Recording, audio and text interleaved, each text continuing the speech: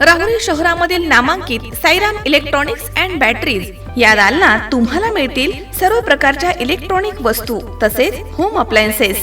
साईराम इलेक्ट्रॉनिक्सचं नातं आहे खास, प्रत्येक घरात गुणवत्तेचा विश्वास। उन्हाळ्यामध्ये थंड कूल करण्यासाठी AC, fridge, cooler, deep fridge यांची भव्य अशी रेंज। साईराम इलेक्ट्रॉनिक्स खरेदी विक्री संघ, नगर मनमाड रोड, राहुरी।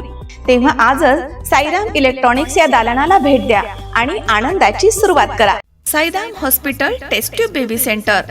मी डॉक्टर स्वप्नील माने, स्त्रीरोग, वंध्यत्व व दुर्बीणद्वारे शस्त्रक्रिया तज्ज्ञ। आमच्याकडे दुर्बीणद्वारे शस्त्रक्रियेसाठी लागणारे सर्व अत्याधुनिक उपकरणं अवेलेबल आहेत।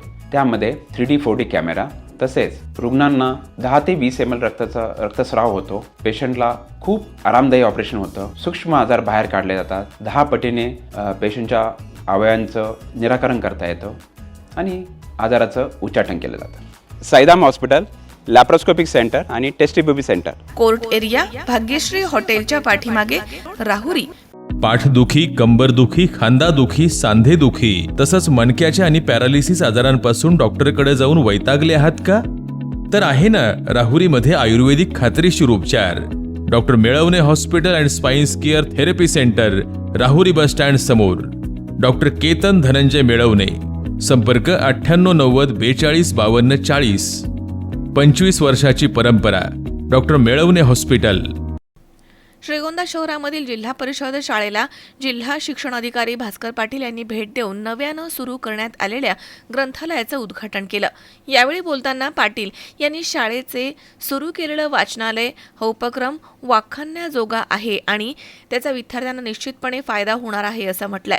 सदरची शाळा ही PM श्री योजना अंतर्गत असून येत्या काही दिवसांमध्ये केंद्रीय समिती या शाळेची पाहणी करणार आहे अशी माहिती त्यांनी दिली। मागील काही वर्षांमध्ये या शाळेनं गुणवत्ता आणि भौतिक विकासात मोठी प्रगती केली आहे। शाळेमध्ये लोकसहभाग देखील चांगला आहे। शिक्षक, मुख्याध्यापक आणि शाळा व्यवस्थापन समिती यांच्या प्रयत्नांमधनं विद्यार्थ्यांची गुणवत्ता टिकवून ठेवण्याचं काम होत आहे असं त्यांनी नमूद केलं। शहरामध्ये जिल्हा परिषद शाळा टिकवणं हे आव्हानात्मक असताना या शाळेनं विद्यार्थ्यांची पटसंख्या वाढवणं आणि गुणवत्तेकडे विशेष लक्ष दिल्याचं दिसून येतं असंही त्यांनी म्हटलंय। यावेळी जिल्हा परिषद मुलींच्या शाळेमध्ये मुख्याध्यापक पद रिक्त असल्याबाबत विचारणा करण्यात आली असता शासनाकडनं लवकरच या तसेच इतर शाळांना देखील कायमस्वरूपी मुख्याध्यापक मिळतील असं आश्वासन पाटील यांनी दिलंय। तर या कार्यक्रमासाठी 3ही शाळांचे मुख्याध्यापक, शिक्षक वर्ग तसेच शाळा व्यवस्थापन समितीचे पदाधिकारी उपस्थित होते। आज रोजी पासवर्ड वाचनाचा जो कार्यक्रम होता त्या अंतर्गत शाळेला भेट दिली।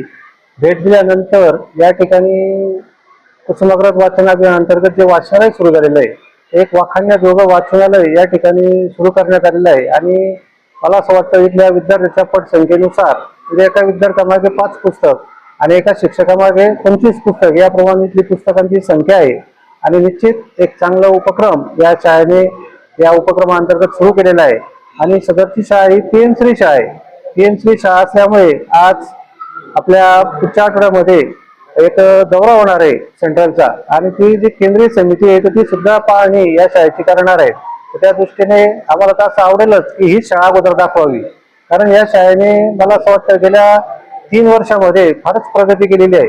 म्हणजे ती गुणवत्तेच्या बरोबर असेल तर भौतिक सुविधेची असेल। आमच्या जिल्हा परिषदेच्या वतीने मिशन आपुलकी हा जो उपक्रम सुरू केलेला आहे तर त्याच्यामध्ये जास्तीत जास्त लोक सहभाग मिळून आम्ही शाळांचा भौतिक विकास करून घेत आहोत आणि इथला जर आपण पाहिलं तर लोक सहभाग हे भरीव आहे आणि मिशन आरंभ अंतर्गत सुद्धा आम्ही ज्यावेळेस 5वीच्या वर्गाला परवानगी दिली तर आम्ही त्यांच्याकडून वधून घेतलं होतं की मुलं गुणवत्ता यादीत आली पाहिजे आणि त्यांनी तेही करून दाखवलेलं आहे। म्हणजे इथली गुणवत्ता वाढ तर झाली पण ती टिकवली सुद्धा आहेत दर 3 वर्ष, म्हणजे 3 वर्ष झाल्यापासून।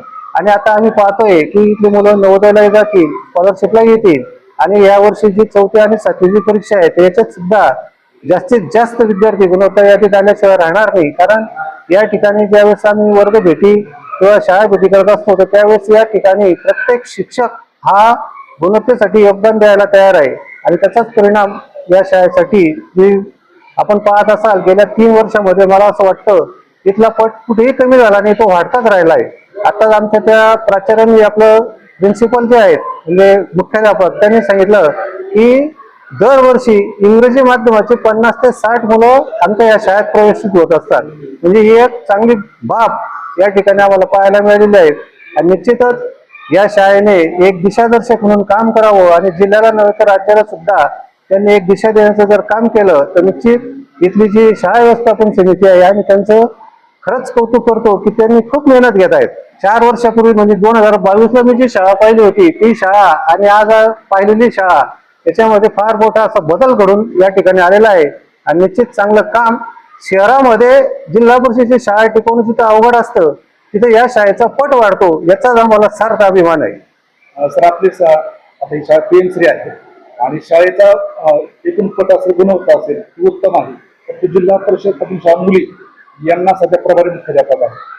त्यामुळे मग आता शासनाचा तुम्हाला माहिती आहे निर्णय झालेला आहे. जे टीएटी धारक आहे तर ते मुख्याध्यापक मिळणार आहेत आणि आता आमची प्रमोशनची प्रक्रिया सुरू आहे. मार्च एंडिंग पर्यंत मुख्याध्यापक सगळीकडे मिळतील. सुहास कुलकर्णी, C24 तास, श्रीगोंदा.